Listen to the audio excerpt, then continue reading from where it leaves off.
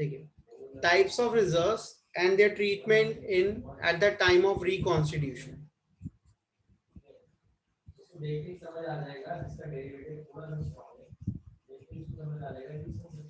ठीक है, तो सबसे पहले आपको रिजर्व्स के टाइप्स समझने हैं। यहाँ पे अलग अलग तरह के रिजर्व्स हैं, या फिर कह सकते हैं एक्यूमुलेटेड प्रॉफिट्स हैं। एक्यूमुलेटेड प्रॉफिट्स का मतलब वो प्रॉफिट जो अभी तक बांटे नहीं गए। तो सबसे पहला जो मैं बात करूंगा that is profit and loss account. Profit and loss account, और यहाँ पे हम प्रॉफिट की बात कर रहे हैं तो इसका मतलब credit balance. Profit and loss account का जो क्रेडिट बैलेंस होता है वो प्रॉफिट को इंडिकेट करता है, और जो डेबिट बैलेंस होता है वो लॉस को इंडिकेट करता है। वो कहावत है ना, डेबिट और लॉस इज क्रेडिट और गेन्स। तो ये क्रेडिट वाला हमेशा इनकम को इंडिकेट करता है। ठीक है, तो व्हेन नथिंग इज गिवन तो आप प्रॉफिट एंड लॉस को डिस्ट्रीब्यूट कर देते हो। It is a free reserve, distribute in old profit sharing ratio. ठीक है, तो जब आप प्रॉफिट एंड लॉस अकाउंट को डिस्ट्रीब्यूट करोगे तो एंट्री क्या हो जाएगी, profit and loss account debit to partners, old partners.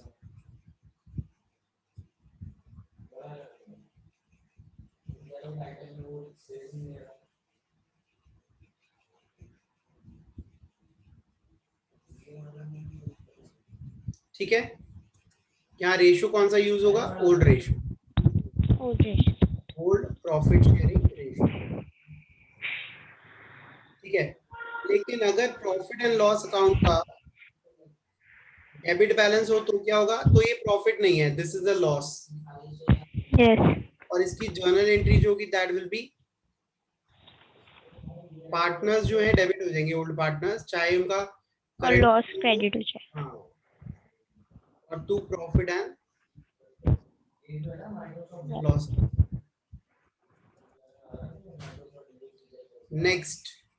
next type of reserve we are going to talk about, that is a general reserve.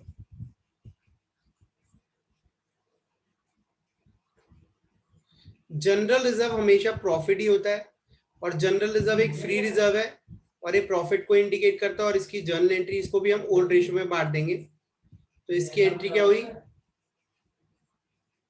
General reserve account debit to old partners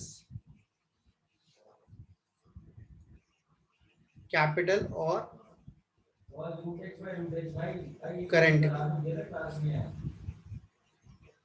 ratio क्या रहेगा, always remember old profit sharing ratio, क्योंकि पुराने को बांटने की बात करते हैं। नेक्स्ट, थर्ड रिजर्व एक स्पेसिफिक रिजर्व होता है, वो वहीं यूज करा जाएगा जहां उसका जिस पर्पस के लिए वो बनाया गया है, जिसका नाम है वर्कमैन कॉम्पेंसेशन रिजर्व। ये एक स्पेसिफिक रिजर्व है, इसका पर्पस क्या है, to compensate workman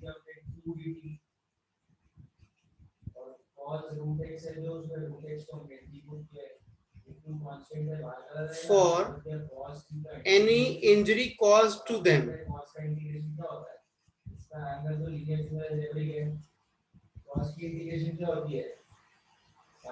during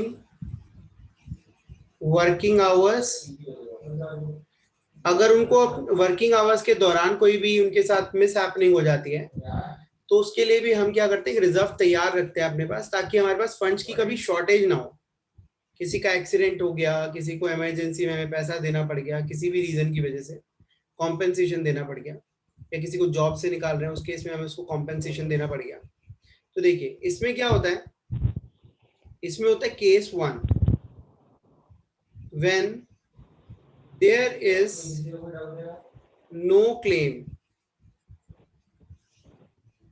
no claim का मतलब क्या है कि हमें कोई क्लेम नहीं देना, कोई कॉम्पेंसेशन नहीं देना। तो इसका मतलब distribute WCR in old profit sharing ratio. तो इसकी जर्नल एंट्री क्या हो जाएगी, workman compensation reserve account debit to old partners old ratio. Question silent है, क्वेश्चन ने कुछ नहीं कहा, हम इसको डिस्ट्रीब्यूट कर देंगे। केस 2 इसका,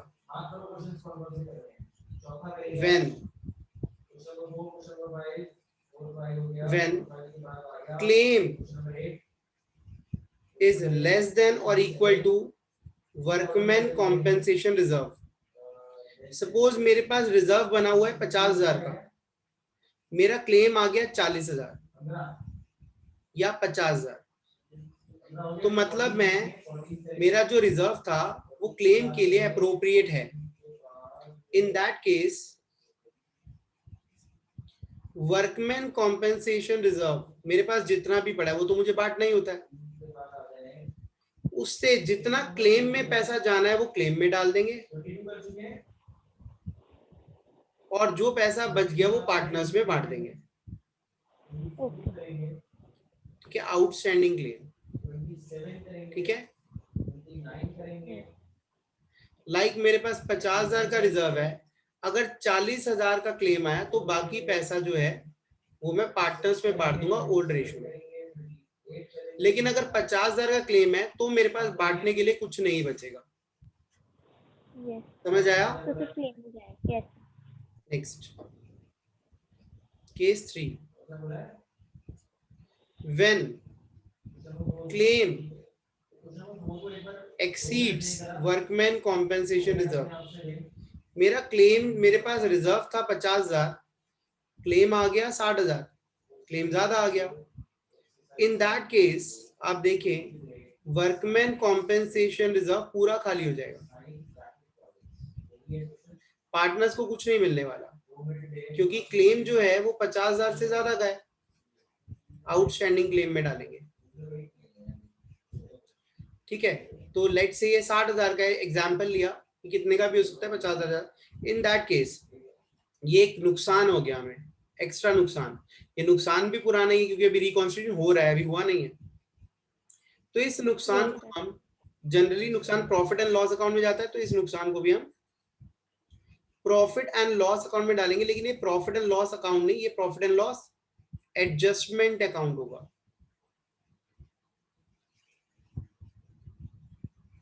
ठीक है, और इसका दूसरा नाम है रीवैल्यूएशन अकाउंट, जो हमारी एडजस्टमेंट नंबर 4 का पार्ट है। तो याद रहे, कोई भी ज्यादा नुकसान हो रहा है तो आप उसको रीवैल्यूएशन अकाउंट या फिर profit and loss adjustment account में डाल देंगे। तो ये लॉस बन के अपने आप पार्टनर्स ही बियर करेंगे, ये नुकसान भी पार्टनर्स का ही है, लेकिन ये पार्टनर्स को इस अकाउंट के थ्रू बांटेंगे हम बाद में। क्या ये बात क्लियर है मेरी? Fourth type of reserve we are going to talk about is investment fluctuation reserve.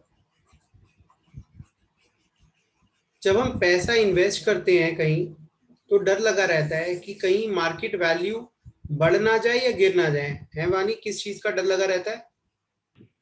Market value गिर ना जाए, है ना? तो बस उस प्रिवेंशन के लिए, to prevent against the loss due to fall in market value of investment,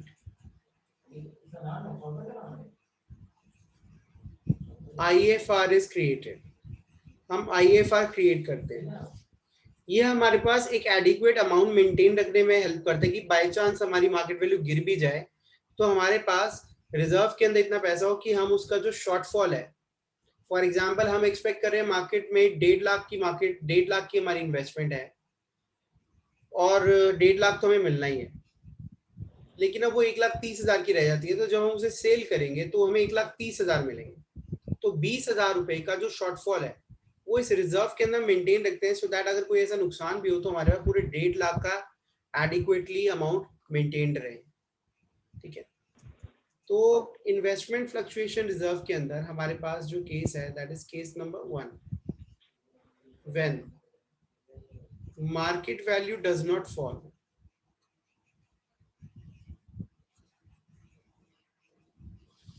जब मार्केट वैल्यू गिरती ही नहीं है, इन दैट केस अगर मार्केट वैल्यू गिर ही नहीं रही तो हमें कोई नुकसान नहीं हुआ, तो हम डिस्ट्रीब्यूट कर देंगे IFR इन ओल्ड प्रॉफिट शेयरिंग रेशियो, फिर कोई टेंशन नहीं है।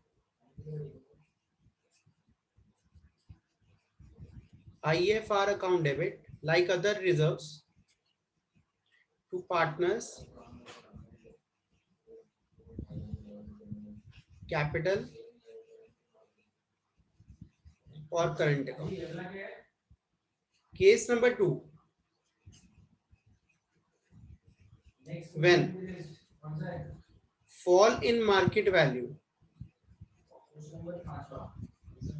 जो मार्केट वैल्यू में गिरावट आई है वो IFR तक है, इससे ज्यादा नहीं है। लाइक मेरे पास IFR में 50,000 पड़ा हुआ है, लेकिन मार्केट में जो गिरावट आई, जो मुझे नुकसान हुआ है वो 30,000 का हुआ है, ठीक है, या फिर 50,000 का हुआ है। तो इन दैट केस क्या होगा, IFR अकाउंट डेबिट, जितनी इन्वेस्टमेंट की मार्केट वैल्यू फॉल हो चुकी है हम इन्वेस्टमेंट को उतने से ही फॉल कर देंगे, रिड्यूस कर देंगे। लाइक 30,000 रुपए मार्केट वैल्यू फॉल हो गई और ये नुकसान हमने, हमारे पास रिजर्व कितना पड़ा हुआ है 50,000 का, तो इन्वेस्टमेंट की वैल्यू गिरी जिससे नुकसान आया 30,000 का, हमारे पास रिजर्व था 50,000 का, तो 20,000 अभी भी हमारे पास रिजर्व के अंदर एक्स्ट्रा पड़ा हुआ था, वो 20,000 जो है ओल्ड पार्टनर्स पे distribute in old profit sharing. लेकिन अगर दूसरा केस हो 50,000 का ही अगर नुकसान हो जाए तो इन दैट केस पार्टनर्स को कुछ नहीं मिलने वाला। यहाँ तो 20,000 मिल जाएगा, लेकिन 50,000 का ही अगर नुकसान हो जाए, फॉल हो जाए मार्केट वैल्यू में, तो कुछ नहीं मिलने वाला, ठीक है। Like workman compensation reserve, case number 3, if fall in market value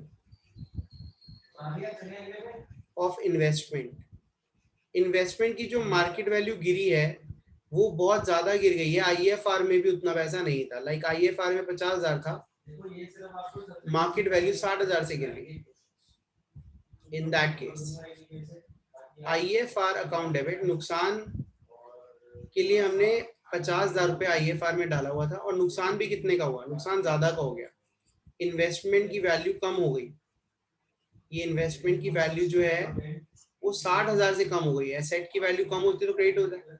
अब हमें 10,000 का नुकसान हुआ, तो उस नुकसान को हम कहाँ डेबिट कर देंगे, वैसे तो ये नुकसान पार्टनर्स में बंटना चाहिए, लेकिन ये रीवैल्यूएशन के थ्रू पार्टनर्स में बटेगा, डायरेक्ट नहीं बांटेंगे।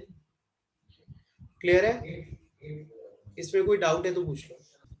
स्टूडेंट्स को काफी सारी कंफ्यूजन रहती है इस टर्म के अंदर, एक मिनट,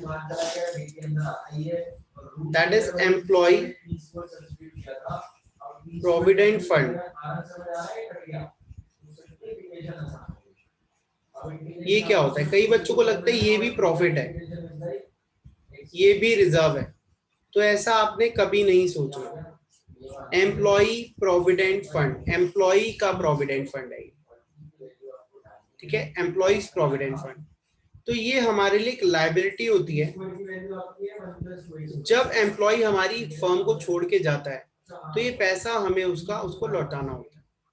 तो अगर ये हमारी लायबिलिटी साइड पर कहीं भी अपीयर हो रहा है तो आप इसको रिजर्व समझने की गलती ना करें, ऐसा ना करें, इसे बांट दें, ठीक है, इसे बांटना नहीं है, ठीक है। Do not distribute, do not distribute भी लिखना गलत है मेरे लिए, ये भी मुझे नहीं लिखना चाहिए, क्योंकि इससे लगेगा कि ये कोई रिजर्व था कि जिसे बांटना नहीं, नहीं ये रिजर्व है ही नहीं, बस आप इसको लिखेंगे ये एक लायबिलिटी है, ठीक है, लायबिलिटी को बांटा नहीं जाता, ठीक है, ये कोई प्रॉफिट्स नहीं है, ना ये कोई नुकसान है, ये हमारी लायबिलिटी है जो हमने किसी को लौटानी है, किसी को पे करनी है, ठीक है। इसके आगे के जो टॉपिक्स हैं that you can see in next videos on our channel YouTube, Shiksha at Scholars on YouTube, ठीक है, आप उसको सर्च करिए, वहां पर 12th अकाउंट्स लेक्चर्स की हमने पूरी प्लेलिस्ट बनाई हुई है, 11th अकाउंट्स लेक्चर्स की, BCom, BBA, in fact CA, CS, CMA के लिए भी कुछ लेक्चर्स अवेलेबल हैं जो जल्दी जल्दी हम अपडेट करेंगे जल्द से जल्द, तो आप उसको देखिए आगे, ठीक है। ये जो वीडियो थी ये एक बहुत शॉर्ट वीडियो थी, जो रिजर्व्स का टॉपिक है उसकी एक समरी वीडियो है, आप इस पे बेस्ड क्वेश्चन प्रैक्टिस करना चाहते हैं, you may refer those videos also, ठीक है। Thank you.